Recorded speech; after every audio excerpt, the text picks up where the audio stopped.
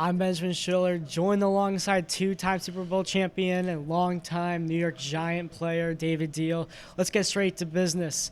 The NFL is a changing sport. Everyone's becoming more offensive. You have guys that are throwing 70-yard passes. You have guys that are running 4.3s, 4.4s at combines. If you were an offensive lineman today, how would you be able to adapt to the NFL? If I was an offensive lineman, Yes. I think I'd have approached the way that I always have. Number one, you have to be balanced in both pass protection and running the football.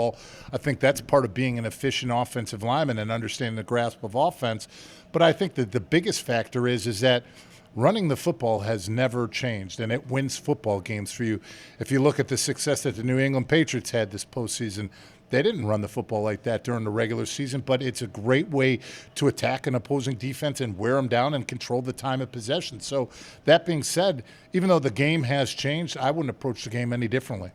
In an interview earlier today with another camper, you had discussed about possibly when you were studying against a top player, like for example, DeMarcus Ware with the Dallas Cowboys, how would you prepare for a player like DeMarcus Ware? You know, one of the things that you do against any of those players, but most importantly, the elite pass rushers, is you do your film work. You start charting them. Does he have his front foot back or does he have his outside foot back? Because that's going to pace the way that you're going to set with them in your pass protection. So I think that's one of the things that you really appreciate when you're watching a great player is their versatility, number one, to play both sides of the ball, but really getting a grasp and understanding what are they trying to do, what are their strengths, what are their weaknesses, and trying to capitalize on those.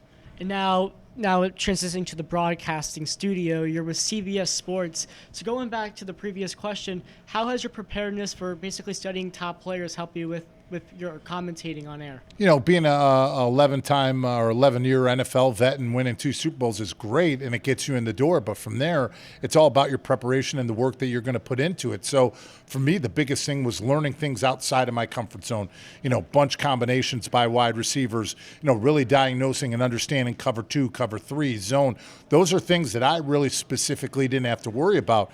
But now, as the professional, those were things that I had to learn, because I always say if there's somebody at home that knows something about a player or about a defense that you don't know, you have not done your homework and you're not in the right position.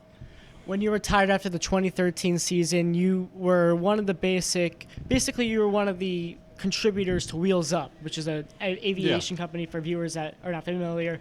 And how has that really impacted your family life, especially with your 12-year-old daughter? Oh, I think it's definitely affected everything. Is number one, surrounding yourself and being smart with your money and investing in good things. But two, being able to capitalize on something that I didn't have a lot of is time. And that's one of the main reasons why I retired, to be the best dad I could be for my 12-year-old daughter. I wish we can continue this conversation, but we have to wrap up. Alongside David Deal, I am Benjamin Schiller. Thank you for watching.